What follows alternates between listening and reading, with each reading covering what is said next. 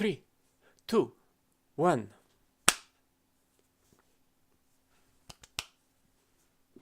Also, I forgot to mention in the last video, do you like my new mug? My new PAX mug?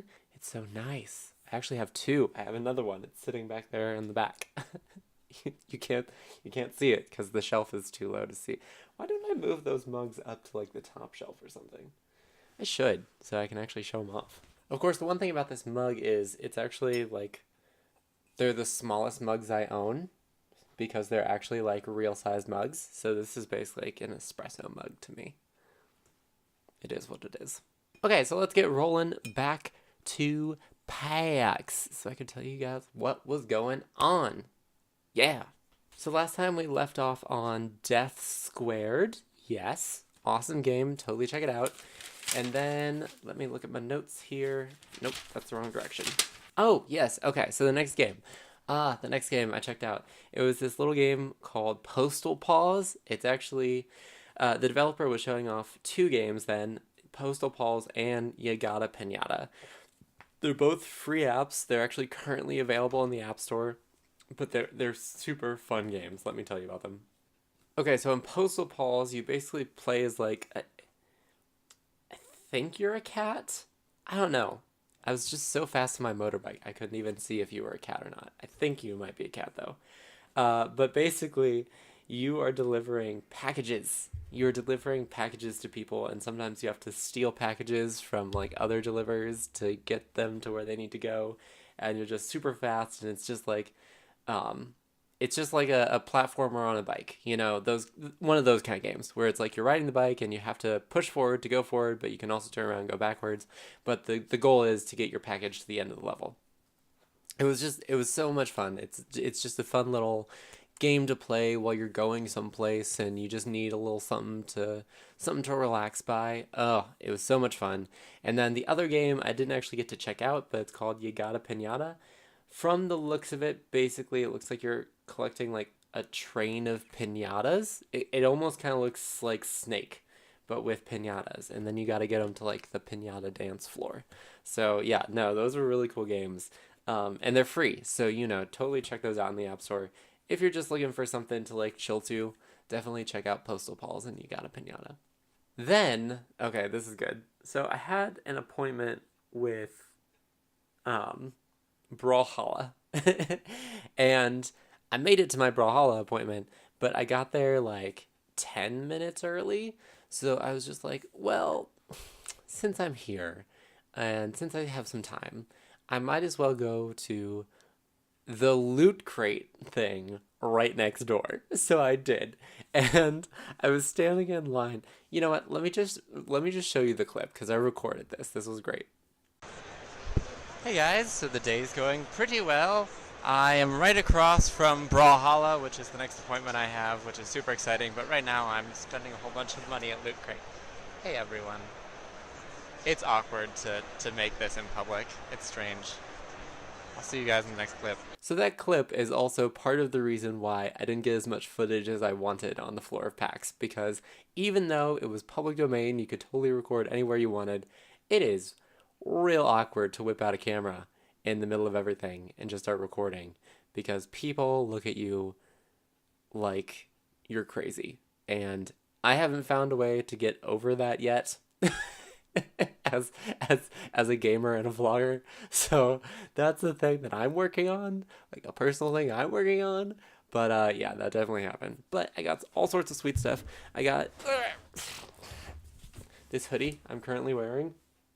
My Legend of Zelda Breath of the Wild hoodie, which is super comfortable and makes me feel so legit. And then I also got this poster for Uncharted. I gotta hold that the other way. For Uncharted 4, it will actually be part of the subscriber giveaway because while I am a huge fan of the Uncharted series, I do not have a PlayStation beyond the PlayStation 1, the original PlayStation. So I've never actually been able to play any of the Uncharted games, and so it just feels weird to me to hold on to this Uncharted poster. Even though it's super cool, I think I'd like to give it away to one of you guys. And then I also got that Street Fighter V comic in the back there, right next to Overwatch. So that was cool. And then I also got a book called Ready Player One, which is a great read. I'm not too far into it, but if you ever get a chance, you should definitely check that thing out. And then the other thing I got, what was the other thing I got? Ready Player One. Oh, of course, yes. Um, I got my Reaper Funko Pop. Yay! Check it out. I finally have a Funko Pop, and it's Reaper. Reaper here. Yes, yes. He looks so much cuter than he actually is because of his giant head and his his tiny body. Yes, it's super cute. So I have that now. Yay! And so that was all super cool. But waiting in line. Oh, and I also got a bag that says Loot Gaming on it, so that's super cool. And a thing that's like 12% off of Loot Crate if I wanted to hop on like right now for the next Loot Crate.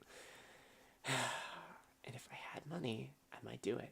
But yeah, but it kind of made me feel bad because waiting in line for my Loot Crate, I ended up being like 5 minutes late to my appointment with Brawlhalla, which I felt really guilty about because I got there 10 minutes early and then I hopped in line for a build your own loot crate and then I got there 5 minutes late. So I was just like, that sucks. But they were cool with it. I actually got to sit down with Nick Dulce. I hope I'm saying his last name correctly. He is one of the lead technical artists for Blue Mammoth, who makes Brawlhalla.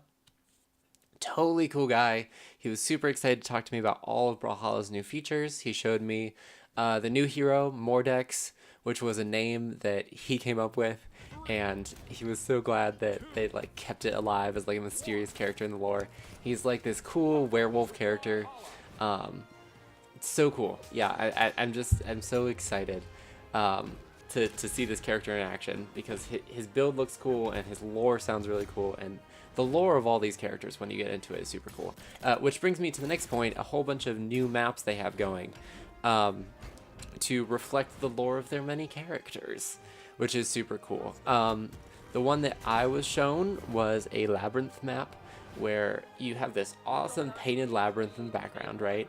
And then as the match progresses, the pieces of the map start like swapping around, which was really cool and fun. And what else? Oh yeah, the brawl mode. Yes, so they're also introducing a sweet new brawl mode, a 3v3 brawl mode, which is going to include some interesting sort of mini game kind of stuff, like beach volleyball, dodge bomb, brawl ball. And their inspiration for this was that they created like different little mini games for all these holiday events that were going on. Like last summer, they created beach volleyball, and people liked it so much they were just like, "What if we made a game mode that was all about this?" Right? We should we should try that. And so they're working on it, and we played some brawl ball. It was super fun and cool. I'm very excited to see all that stuff launch. And even more than like all the stuff that you showed me, it was just so cool to hear how into it the entire dev team was for Brawlhalla. I mean, they were all just super into all the lore and their community over on Reddit and just like the games community and how everyone loved it. And they were telling me about how their inspiration for the game was, they all loved Super Smash Brothers growing up, and there wasn't really a good Super Smash Brothers for the PC. So they kind of used that as their sort of basis of inspiration, and then they created this totally awesome fighting game called Brawlhalla. And I just love I just love how passionate they all were about their game, and it was just so cool to hear like their stories and like how excited they were about all the characters and everything that they've been doing. So if you guys haven't tried Brawlhalla yet, you totally should. The base game is free, and it's just a really awesome. It's a really awesome brawler game. So definitely check that out if you get the chance. Brawlhalla, it's awesome. Do it, do it. And then the other things that I checked out that day, I mostly did a lot of wandering around, sort of getting my bearings. I picked up a poster from my friend at the Square Enix booth, a Kingdom Hearts poster that kind of got wrecked on my way back home because I had to put it in my backpack, and that kind of sucks. Um, and then I just saw the Sony booth. They were showing off Crash Bandicoot Insane Trilogy, which looks super awesome. Over in Devolver Digital, they were showing off Absolver and Ape Out and a couple of the games they had that all looked really good. Adult Swim Games was showing off a game called Rain World. I wasn't really sure what that game was about, but it looked super awesome. I checked out some beanbags by Yogabo. They were really, really comfortable. It's like modular beanbag furniture for gamers, which it's super cool. Um, beanbags do not, like, nice beanbags like that do not come cheap. If it was cheaper, I may have invested in a beanbag chair, because I'm going to be honest, sitting here in my director's chair is nice but also uncomfortable. So if I could get like a better chair that would also fit into this space that I'm in, I would totally be into that. Yeah, but no, I mostly just like wandered around and just sort of looked at everything going on. The Twitch booth was totally awesome. And then okay, here's something. Frost Rune. Yeah, so this was another game that I checked out. It's so cool. So this was actually just before my appointment with Tiny Build, so I was kind of in a little bit of a rush to sort of get through to Tiny Build. I still had like 15 minutes to the appointment, but I didn't want to like sit down and play a demo just in case it was a long demo, and I didn't want to be late to Tiny Build. So what I ended up doing was I just kind of talked to the PR person for Frost Rune, but it sounds like such a cool game. Let me tell you why. Coolest thing about it is that it is so authentic to Viking culture, because the devs actually met each other at a Viking reenactment. So this is awesome. Apparently, they were both at this Viking reenactment, and they started talking to each other about how the portrayal of Vikings in a lot of like pop culture and video games these days isn't very true to historical accuracy. So they set out to make a game called Frost Rune that is very, very accurate to what Vikings were and who they were and the kind of weapons they used and all of this stuff. So everything about this game is very true to the mythology and the lore and the armory style and the lifestyle of the Viking culture, which is super awesome and cool. I actually, as I was talking to the PR person, she asked if I wanted a code for it, which I was totally up for. So she actually sent me a code for Frost Rune, so I have one. It's chilling out in my email box right now. But I'm totally going to download it, and I'm going to play some of it on Janky's lab at some point. And if it's real good, which I suspect it probably will be, I will move it over to Let's Plays, and we will Let's Play Frost Rune, because I'm really excited about that game to see what it is and what it's all about. So definitely watch out for that one in the future. Yes, and then I went over to Tiny Build. Oh, Tiny Build. My life, my heart, my Tiny Build. As you guys know, I play a ton of their games on my channel. I did the beta of Mr. Shifty for Demo Day. I've also done some Hello Neighbor stuff, another game of theirs. They're actually the producer behind Guts and Glory, which is another game that I just love. Cluster Truck is another one of theirs that I haven't played, but it's around. Speedrunners, which I really want to do for shared shenanigans sometime, because Speedrunners is delightful. And then I have Streets of Rogue, which is a game that I have downloaded on my Steam. I have not yet played it. That will also be a Janky Lab coming up at some point here. But needless to say, I am waist deep in Tiny Build games. And so I love that company and what they're doing with it and all these games that they're producing. So it was super awesome to sit down with them and talk about some of their games coming up. So let me tell you about what I talked about with them. So first up, we talked about Party Hard 2. So Party Hard 2, if you guys know the original Party Hard game, basically it's like these people are partying and you're trying to sleep and you can't sleep. So you go insane and you just decide to murder all the partygoers. So that was the premise of Party Hard 1, was that you would go through these levels and you would literally just murder everybody at the party. And you would hide their bodies and you would use environmental stuff to sort of like make your way around, and you would like try to place the blame and throw the blame on other people. There was lots going on in that game. So in Party Hard 2, it's basically a lot of the same premise, but you also have stuff like objectives. So instead of just killing everyone at the party, now you have specific targets that you have to kill, or you have to use certain items, like, for example, in the demo level that I played, you were at a club that was right next to a meth lab. So you had to kill all the chemists in the meth lab. You had to kill all the drug dealers in the club. You had to use at least one gas canister to blow things up. And there were just lots of different requirements. And then, of course, if you still want to, you can still totally just murder everyone at the party. Actually, what happened to me was, this was great.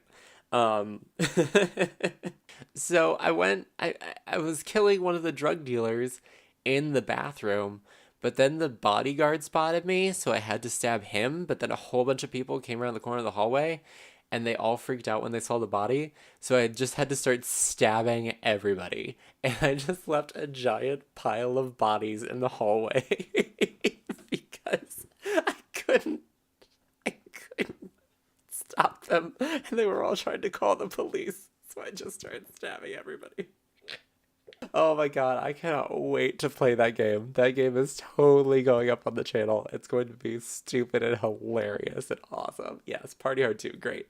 Awesome stuff. And then the other game I checked out with them was Graveyard Keeper, which, as described by them and just about everyone I've talked to, is Stardew Valley Graveyard. Which is a totally accurate description. So it's all about managing a cemetery, and you are the gravekeeper, and everything seems fine. Actually, let me just walk you through the demo, because the demo basically gives you a taste of exactly what this game is about. So you're the graveyard keeper, and the local priest brings you this body, right? So you take it to the morgue, and you put it in the morgue, and you set it down. And then you gain this talking skull companion who is just like your pet, and he just hangs out with you, and he tells you things to do and like helps you out through the game, right? So you're just like, clearly I just need sleep because I'm hallucinating about talking skulls.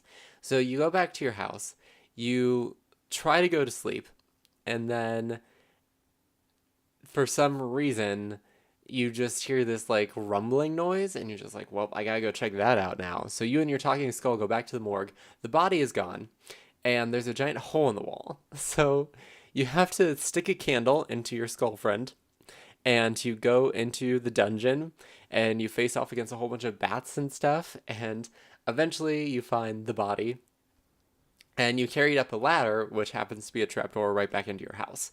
So you go back outside, and the priest has come back around to see what's going on with the body, and he's just like, why did you have the body in your house? And the skull is just like, kill him, he knows too much. And they're just like, no, don't do that. And the priest's like, who are you talking to? And you're like, my talking skull. And he's like, are you going insane? So then you have to kill the priest. And then you take him to the morgue, and you're just like, great, well, the priest was the only one who knows what's going on around here. And the skull is just like, don't worry, just take out the priest's brain and put it in my skull, and then we'll be good. So you harvest the priest's brain and you put it in your skull, and it's crazy. It's oh my god. And the humor is like dark and funny and just ridiculous and off the wall. Oh. No, but there's all sorts of features. So there's like you can fix up the church in your graveyard to get churchgoers to come in, and then you can sell them hot dogs that are actually made of like ground up dead people, and then you can have like entertainment festivals of like witch burnings. So you can do like witch burning and get people to come for entertainment, and you can like save money by dumping bodies in the river, and there's all sorts of things that you can do in that game that's just going to be weird and hilarious and awesome. So excited for that too. Gravekeeper. It's going to be spectacular. And I do have some other stories that I'd like to share with you about meeting streamers and people and what I did for the rest of the day at PAX. But again, this video is running just a tad long because I'm trying to keep them below 20 minutes. So I'm just going to cut myself off there, and then next time we'll talk a bit more about what happened at my first day at PAX. So I hope you guys enjoyed another Janky at PAX video. If you guys did, you can totally leave a like down below. Of course, comments, positive or negative. If you have questions, or you want to talk about PAX if you were there, or if you have anything you want to say about these games, I would totally love to interact with you guys about it, to talk with you guys about it, to answer any questions you have, anything like that. So leave those comments down below. But more than anything, I hope you have a lovely day, evening, or whenever you happen to be watching. Thank you so much for watching. And until the next time, this is Janky Shenanigans, signing out.